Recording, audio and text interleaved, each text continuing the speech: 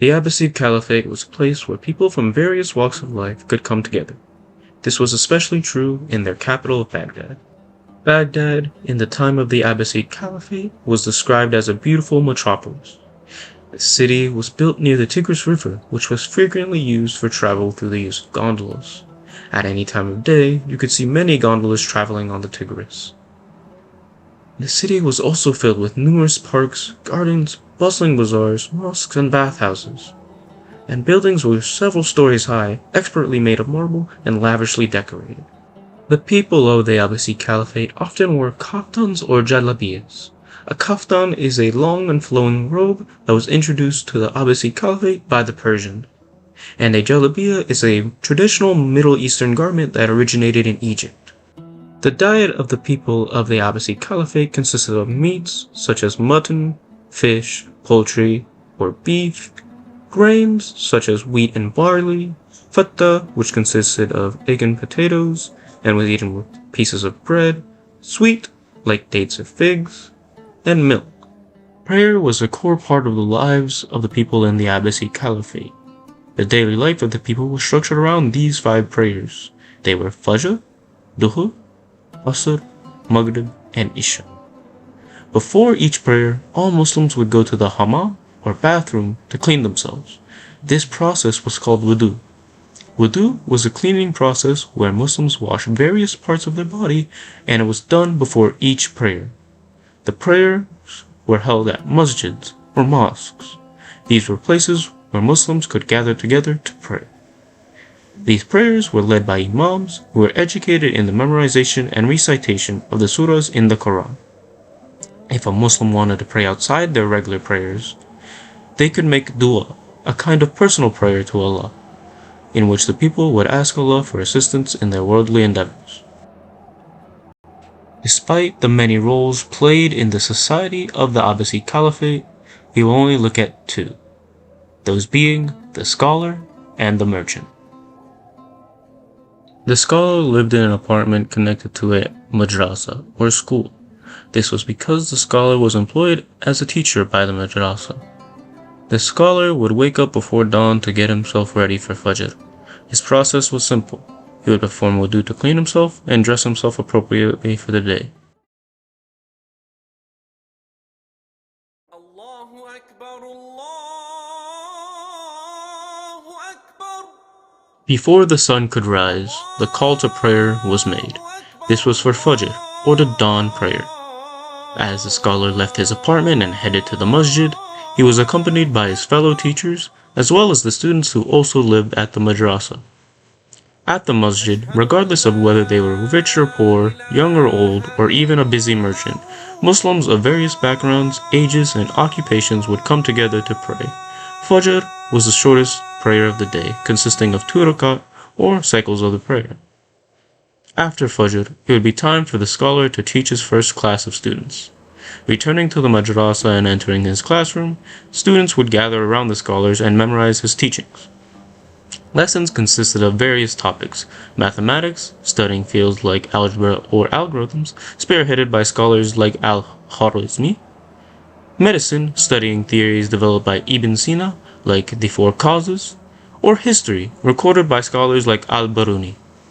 The lesson would then come to an end as Duhur approached. Allahu Akbar, Allahu Akbar. At solar noon, another call to prayer would sound, this time for Duhur, or the midday prayer. Again, a mass of Muslims would all gather at the various masjids to pray. Duhur was one of the longer prayers, performed with 4 rakah. After Duhur, the scholar would then go to the library to research. The libraries of the Abbasid Caliphate were filled to the brim with books to study and learn from. The scholar enjoyed many freedoms when it came to his topics of research, as shown by al-Masudi, who compiled and published stories of the caliphs, which were notable for the openness of the remarks found in the stories. As Asr approached, the scholar would finish up his research and get ready for the prayer.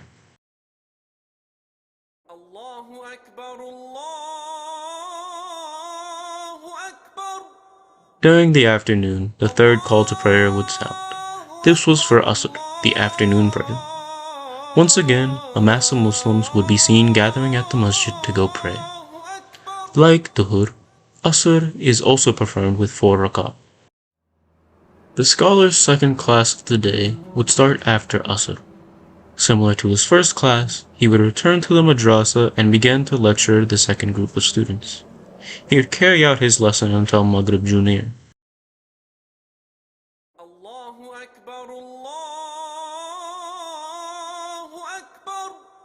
At sunset, the fourth call to prayer would be made.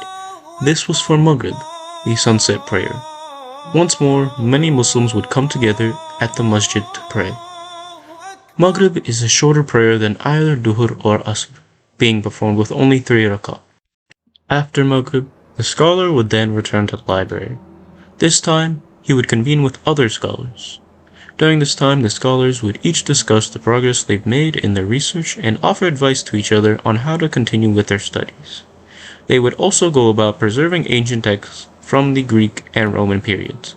This would go on until the call to prayer for Isha was made.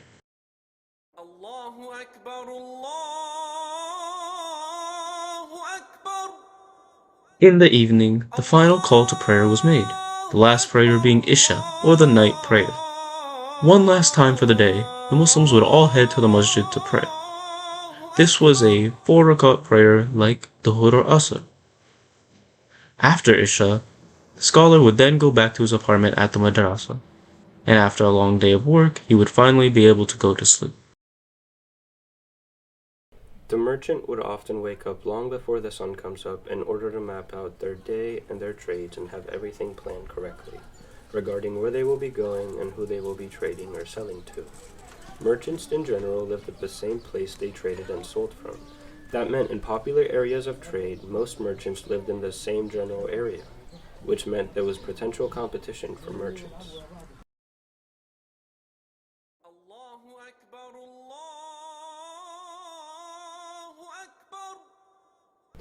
After planning out their trading for the day, the merchant would hear the call to prayer. They would clean themselves in the bathroom and perform wudu. After cleaning themselves, the merchants would head to the nearest mosque. At the mosque, regardless of whether they were rich or poor, young or old, or even a busy scholar, Muslims of all various backgrounds, age, and occupations would come together to pray. The merchant continued with his life of trading after the prayer, following through with his plans for the day. This consists of setting up their trading and selling area and proceeding to make money for their family's needs.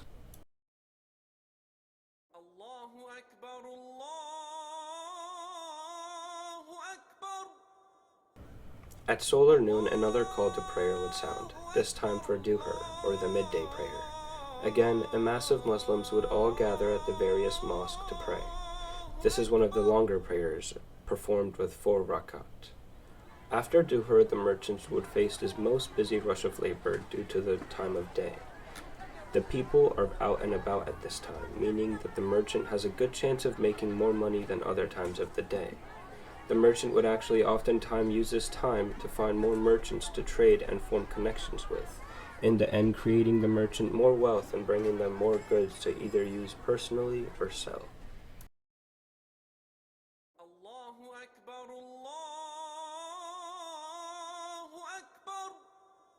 During the afternoon, the third call to prayer would sound. This was for Asr, the afternoon prayer. Once again, a mass of Muslims could be seen gathering at the mosque. Like Duhur, the Asr prayer is also performed with 4 rakat. After Asr, some merchants would continue to work while other merchants collected their items for sale and called it a day. However, the merchants that continued to work would sometimes pack up and find a new location to set up their shop at. This was due to the change in population in the area of the city as the day goes on.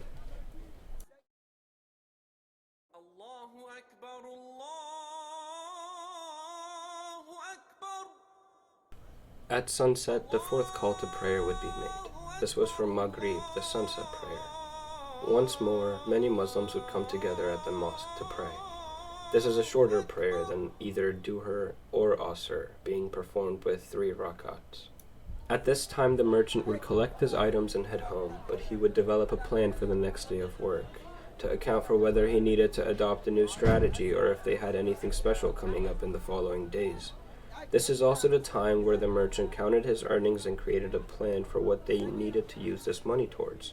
It could be for things such as future work-related items that help make his job easier, like a new tent or a table, or the amount of money they need to pay for living and food. Allahu Akbar, Allahu Akbar. In the evening, the final call to prayer was made, the last prayer being Isha, or the night prayer. One last time of the day, the Muslims would all head to the mosque to pray. This was a prayer with 4 rakat, like Duhur and Asr. The merchant would then collect his thoughts and settle in for the night. Oftentimes, the merchants would find entertainment by attending many fighting skill training games such as horse racing, archery, and even wrestling. The merchant could also end their day and sleep here.